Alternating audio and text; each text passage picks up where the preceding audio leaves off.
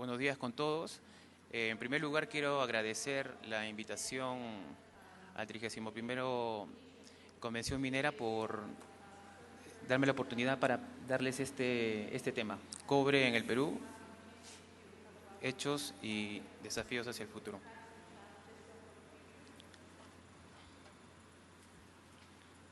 Los ítems que vamos a tocar en esta presentación van a tener que ver con hechos estadísticos.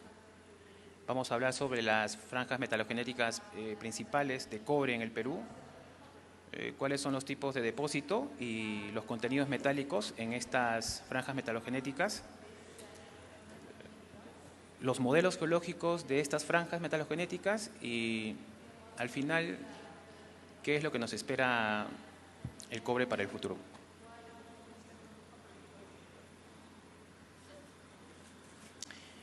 Esta diapositiva nos muestra la producción de cobre en el mundo, cuál ha sido la tendencia del cobre desde los años 50. Tenemos los contenidos metálicos de cobre en millones de toneladas y en la base tenemos la representación de los años por décadas. Desde los años 50, por ejemplo, no se distinguía el Perú dentro de los 5 productores de cobre en el mundo, ¿no? Dado que han sido Estados Unidos, Australia, Canadá, Chile y ahora último China. Recién a partir de los años 60, cuando entra en producción la mina de Toquepala, Perú aparece con una producción de 210.000 toneladas de cobre, ¿no? Siempre detrás de Estados Unidos, Chile, Canadá, pero ya habíamos pasado desde entonces a Australia. A partir de los años 70, como recordaremos, entra en producción Cuajones, Cerro Verde, ya Perú incrementa su producción hasta 280.000 toneladas. Y en los 80s, Tintaya lo hace en 1985, nuestra producción se va incrementando en 350.000 toneladas. Desde los 60 Perú ha mantenido un crecimiento en su producción de cobre sostenible. Es así que en los 90 ya estábamos llegando cerca del 500.000 de toneladas, ¿no? Y estábamos entre los 4 primeros productores de cobre en el mundo. En el 2000 es en esa década que Perú da un gran salto gracias a la producción de antamina, ¿no?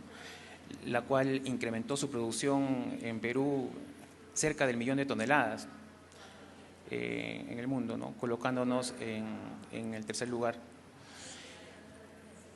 Segundo lugar, hasta en el 2006 pasamos a Estados Unidos en la producción de cobre, hasta el 2011, que es donde China ingresa con una producción masiva y ocupa el segundo lugar desde entonces en la producción de cobre en el mundo, ¿no?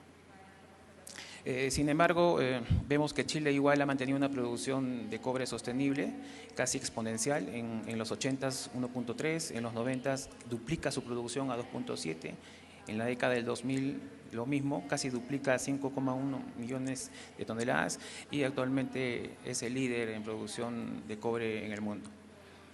Podemos ver también la tendencia de la producción de cobre en el mundo, que desde los años 50 fue de 3 millones de toneladas y ahora, en estos 2 últimos años, la producción llega a 17 millones de toneladas, ¿no? Ha habido un crecimiento sostenible del cobre a una tasa promedio de 3.2%.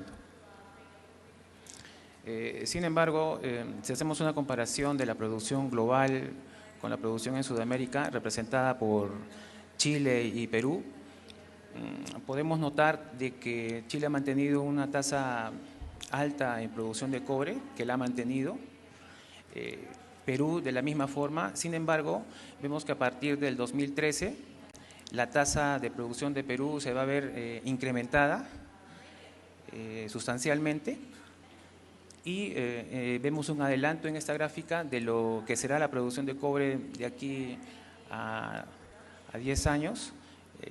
que estaríamos llegando cerca de los 5 millones de toneladas y acortando la diferencia de producción con nuestro país vecino de Chile. El 2012 el Perú produjo cerca de 1.3 millones de toneladas de cobre. ¿De dónde ha provenido esta producción de cobre principalmente en el Perú? Tenemos que esta producción de cobre ha venido de 14 operaciones mineras, las cuales están distribuidas principalmente en el sur y en el centro del Perú. Vemos que el primer productor de cobre en Perú es Antamina, ¿no? Produce casi la tercera parte de cobre en el Perú. Le sigue Cerro Verde, Cuajone, Toquepala en el sur, que en conjunto suman casi la mitad de cobre que se produce en el Perú, 600.000 toneladas, ¿no? Y Tintaya y Andapacay en el sureste, que están llegando a las 50.000 toneladas, 52.000 toneladas aproximadamente, ¿no? El conjunto de estos depósitos, de estas minas, suman casi el 90% de la producción de cobre en el Perú, ¿no? ¿Cuáles son los futuros productores de cobre en el Perú? El Perú cuenta con 18 proyectos mineros, de las cuales gran parte de ellos tienen su estudio de impacto ambiental aprobado, algunos están en construcción y otros cuentan con exploración avanzada. Estos futuros productores en el Perú estarían entrando en producción entre el año 2014 y 2019, ¿no? Según datos presentados por sus reportes anuales y el dato que tenemos del MEM. Y como vemos, la distribución de estos depósitos se focaliza principalmente en el norte. Se encuentran gran parte de estos proyectos mineros como Minasconga, Michiquillay, Magistral, El Galeno, La Granja, Cañariaco y Río Blanco. Toromocho, que tenemos ubicado en el centro del Perú. En el sureste están Las Bambas, Akira, Quechua, por ejemplo, ¿no? Los Chancas, Constancia. Y en el sur tenemos otros proyectos como Los Calatos, Queyabeco y Tía María, Zafranal más lejano, ¿no? Dentro de estos proyectos mineros que entrarían en producción, estos futuros productores de cobre, vemos que aquellos que producirían más de 300.000 toneladas están formados por Las Bambas, El Galeno y La Granja, ¿no? Otros que producirían más de 150.000 toneladas estarían Antapacay, Michiquillay, Akira, Río Blanco, Queyabeco y Toromocho. Vamos a ver que estos 18 proyectos entre el 2014 y el 2019 estarían aportando 3.6 millones de cobre de toneladas entre ese periodo que entrarían en producción. Sin embargo, también el Perú cuenta con una cartera de proyectos de exploración, de los cuales los que están en la cúspide son aquellos que están en una etapa avanzada, que cuentan con un recurso de cobre mayor que 1 millón de toneladas y están formados principalmente por La Arena, Trapiche, Tambo Grande, Cotabambas y Corocohuayco, ¿no? Estos depósitos están ubicados en el Batolito Nahuaylas Yauli, como Corocohuayco, Cotabambas, Trapiche, y en el norte Tambo Grande y La Arena. Asimismo, de estos 34 proyectos mineros en exploración, hay 9 proyectos que están en estudio, de los cuales hasta ahora tienen un recurso menor que 1 millón de toneladas de cobre y están distribuidos entre el centro y sur del Perú, como Pucacaca, Antilla, Pashpa, Katanga, Rondoni, Aguas Verdes, Atapaca y Lara. Son principalmente pórfidos y escar, ¿no? Y luego tenemos en la base de la pirámide otro lote de prospectos que están en evaluación, que suman 21 y en conjunto pues forman el futuro del cobre en el Perú.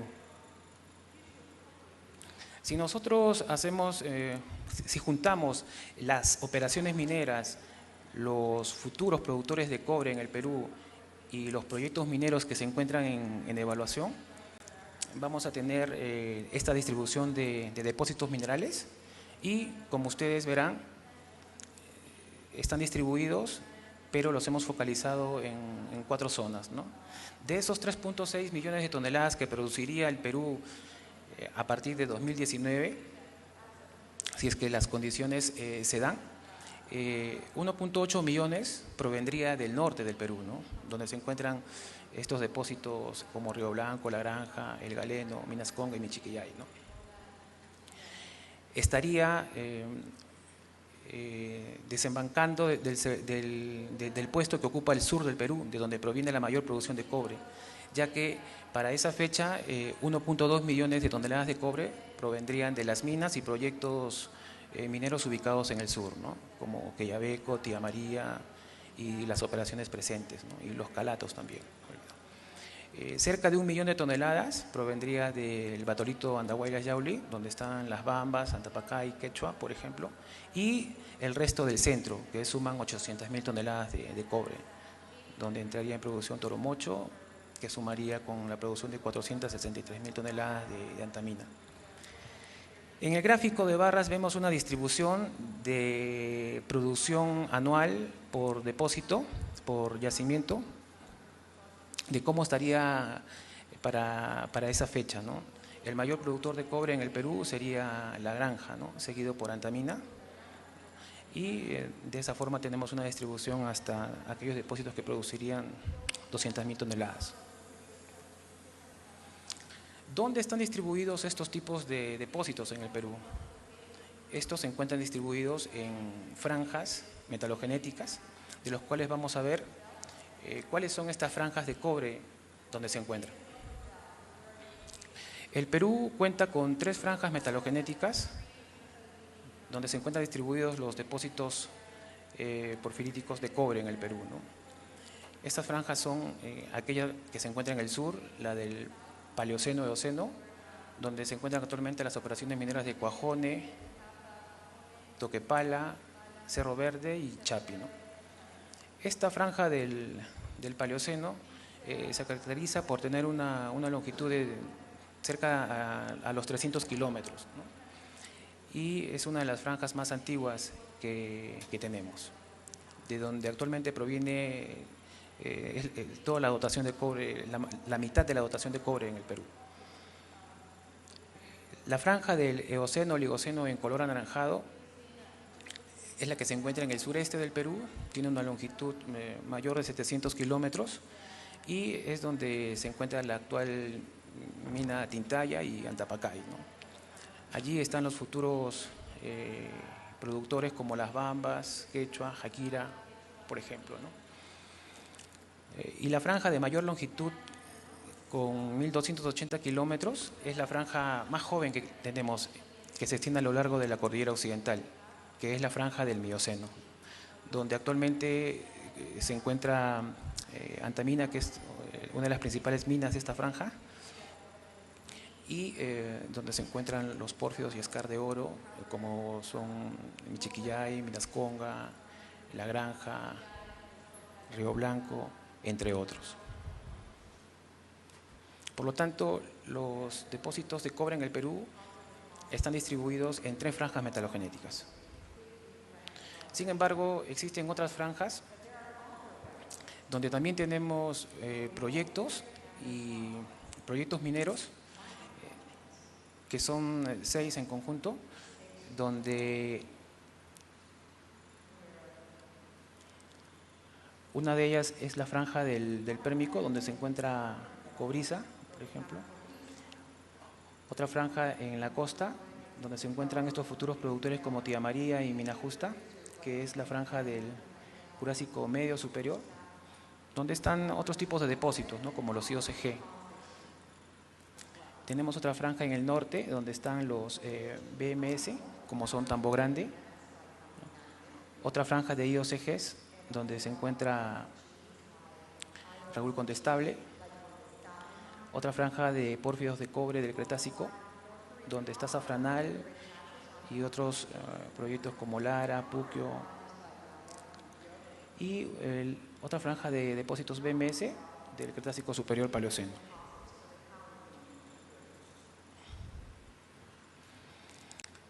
En este gráfico mostramos cuál ha sido la producción de cobre en el Perú desde 1998 y cuál será hasta el año 2025, ¿no?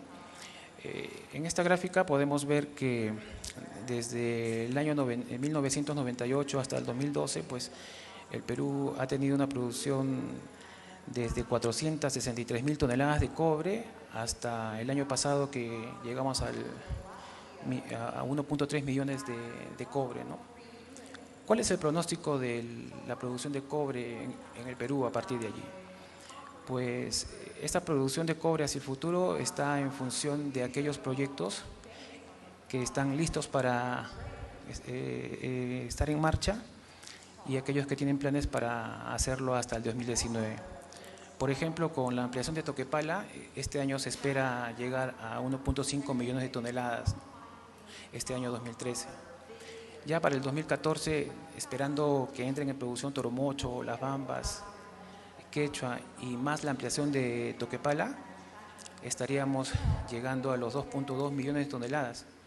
Y en el 2015 estaríamos casi duplicando la producción actual de cobre que tenemos, ¿no? Ya que entraría en producción Tía María, Mina Justa y Constancia. Ya a partir del 2016 estaríamos llegando casi a triplicar la producción de cobre con el ingreso del Galeno, el Magistral, Quellaveco y otra ampliación de Cerro Verde, ¿no? El 2017 ya habríamos triplicado la producción de cobre actual del Perú, ¿no? Gracias al ingreso de La Granja, Minasconga y Los Chancas. En los calatos, en el 2018 ingresaría los calatos con una producción de 100.000 toneladas de cobre, ¿no?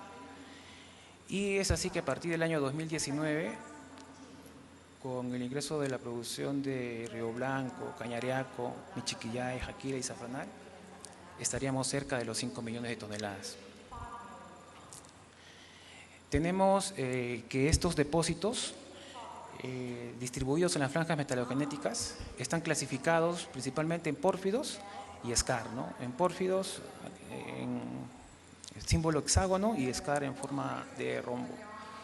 Y están distribuidos principalmente en los pórfidos en el sur, por ejemplo, en la franja del Paleoceno, en el norte y parte de ellos en el sureste, en el batolito Nahuelas Yauli.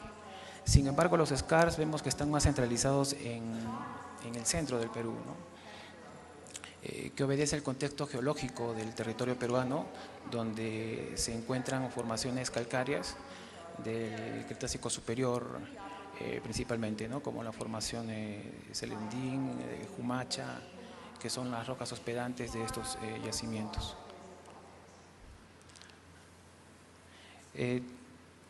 Tenemos tipos de depósitos en otras franjas que están distribuidos también y que obedecen a los IOCG y BMS.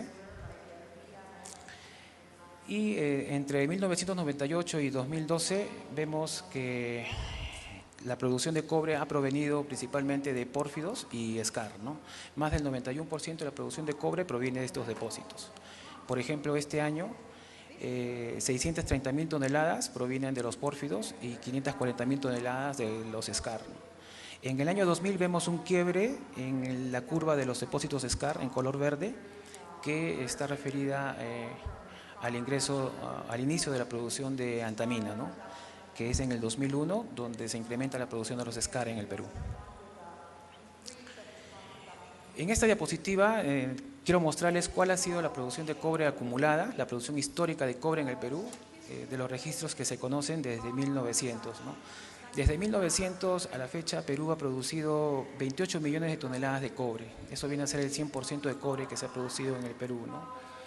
De la cual esta producción, el 23 millones provienen principalmente de depósitos tipo pórfido, ubicados en estas franjas, ¿no? Y el resto de otras franjas y de otros tipos de depósitos, ¿no? Es así que estos 23 millones de toneladas están distribuidos en 16 millones en la franja del Paleoceno, 5 millones de la franja del Mioceno, representada principalmente por antamina, ¿no? que ha producido más de 4 millones de toneladas, y 2 millones en la franja del Eoceno-Oligoceno. representado por Tintaya. ¿Qué pasa con las reservas y recursos de cobre en el Perú, distribuidas en estas tres franjas? El Perú cuenta con cerca de 220 toneladas, de millones de toneladas de cobre en el Perú, de las cuales 192 están distribuidas en estas franjas, en estos depósitos tipo pórfido y skarn, ¿no? Que es el 88% de la reserva de cobre ubicada en estas franjas, en estos depósitos, ¿no? Y las mayores reservas y recursos están en la franja del Mioceno, en esta franja más joven, de 85 millones de toneladas, ¿no? La otra parte, de 63 millones de toneladas, está en la franja del Paleoceno y el resto se encuentra en la del Eoceno-Oligoceno. En esta diapositiva vemos cómo están distribuidas las reservas y recursos por tipo de depósito, ¿no? Vemos que Antamina es uno de los depósitos que tiene la mayor cantidad de reservas y recursos, cerca, 21 millones de toneladas de cobre, seguida por La Granja con 20 millones, Cuajone con 19, Toquepala con 15, por ejemplo. Y esta gráfica representa solo aquellos depósitos que tienen reservas y recursos mayor que 1 millón de toneladas.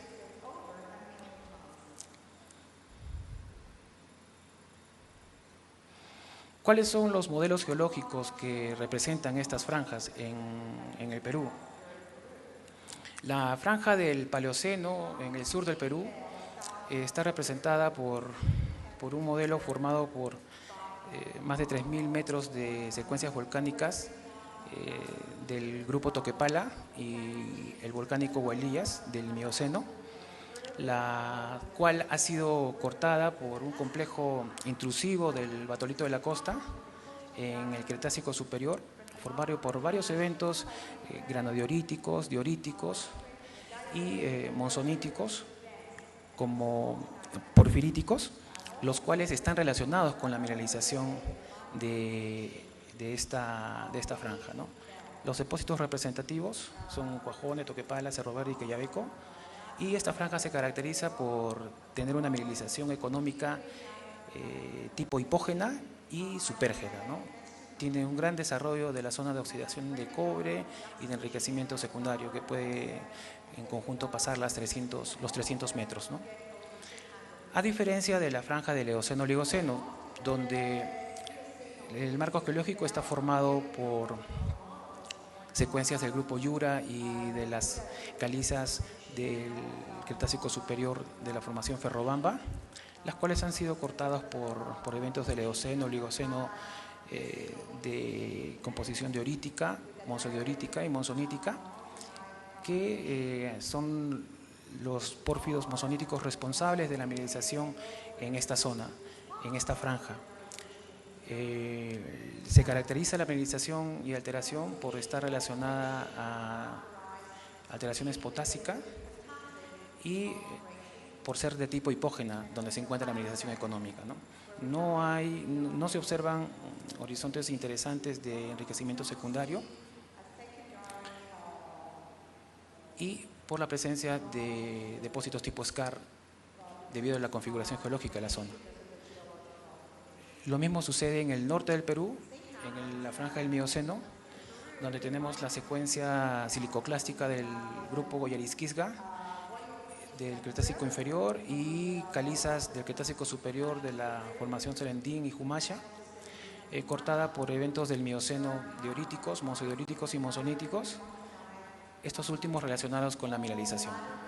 Allí tenemos un ejemplo de los principales depósitos, que son tipo pórfido y skarn, ¿no? ¿Cuáles son los hechos y desafíos que tenemos de aquí en adelante? Lo que hemos visto, este es un resumen, este es un cuadro que resume las principales características económicas de las franjas metalogenéticas del Paleoceno, Eoceno y Mioceno, ¿no? Por ejemplo, los tonelajes en las franjas del Paleoceno se encuentran entre 300 y 4.000 millones de toneladas de mineral, ¿no? Sin embargo, en la del Eoceno-Oligoceno, entre 400 y 1.800. Son franjas de menor tonelaje. Sin embargo, la del Mioceno tiene tonelajes muy parecidos a las del Paleoceno, ¿no? Entre 400 y 4.000 toneladas. ¿Cuáles son las leyes ¿O qué metales se encuentran en estas franjas? Bueno, cobre, oro, plata y molibdeno. Las mayores leyes de cobre se han registrado en el Paleoceno, en la franja del Paleoceno con la del Eoceno. Sin embargo, además, las franjas del Eoceno y el Mioceno presentan mayores contenidos de oro, ¿no? De oro, como se puede apreciar, ¿no? Así como de molibdeno, ¿no? Es por eso que estas franjas del Eoceno y del Oligoceno y del Mioceno se caracterizan por ser pórfidos skarn de cobre, oro, moli. Sin embargo, la de Paleoceno es la que tiene un mayor desarrollo de lo que son las zonas de óxidos y enriquecimiento secundario. En las otras están limitadas o no existen, ¿no? La geometría es variable, ¿no? En el Paleoceno los depósitos están agrupados en clúster, muy conjuntos de depósitos. En la franja del Eoceno-Oligoceno son depósitos complejos asociados a skarn, pórfidos y skarn. Y en el norte están estructuralmente alineados, presentan una mineralización en intrusivos y rocas hospedantes. Es muy importante la mineralización de oro en areniscas, ¿no? ¿Cuáles son los desafíos que tenemos para la exploración de aquí en adelante, ¿no? Dentro de los desafíos que tenemos en el corto plazo es garantizar en primer lugar que estos futuros productores de cobre estén en operación en estas fechas, ¿no? Y asegurar que estos proyectos, estos 34 proyectos que se encuentran en esta pirámide se conviertan en operaciones mineras en un futuro cercano, ¿no? Y es necesario también incrementar la inversión en exploración minera para extender las reservas de mineral que tenemos y asegurar el descubrimiento de nuevos depósitos, ¿no? Solo así podremos avanzar y superar la producción de 5 millones de cobre a partir del año 2019. Es necesario también innovar con nuevas técnicas geofísicas para la exploración de estos tipos de depósitos, ¿no? La exploración minera en el mundo se espera que caiga, pero no menos del 40%, ¿no? La última caída que tuvo fue del 42% en el año 2009.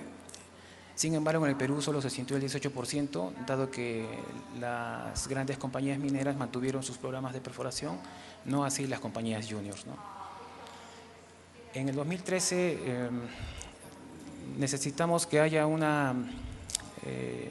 apoyo a la inversión minera con mayores apoyos financieros, y el problema social debe de desaparecer, ¿no?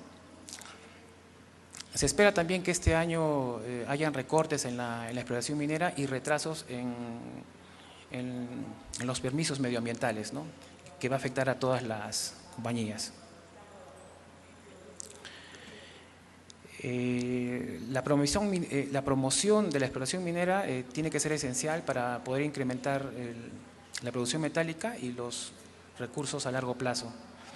Si bien es cierto, Ingemet cuenta con una carta geológica del 6.000 cubierta a nivel nacional y una al 50.000 que se está cubriendo también cuenta con información geoquímica nacional que está a disposición de todos nosotros. Sin embargo, es necesario continuar con los estudios de geofísica, ¿no? En lo que respecta a magnetometría y radiometría, que por cierto, Ingemet ya ha montado un proyecto para llevar a cabo este plan, ¿no?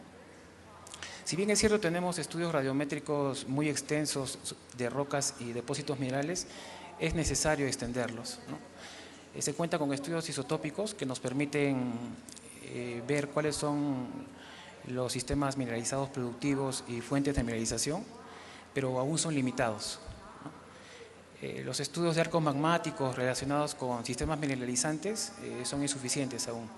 En conclusión, debemos seguir con los estudios metalogenéticos en el Perú, ¿no?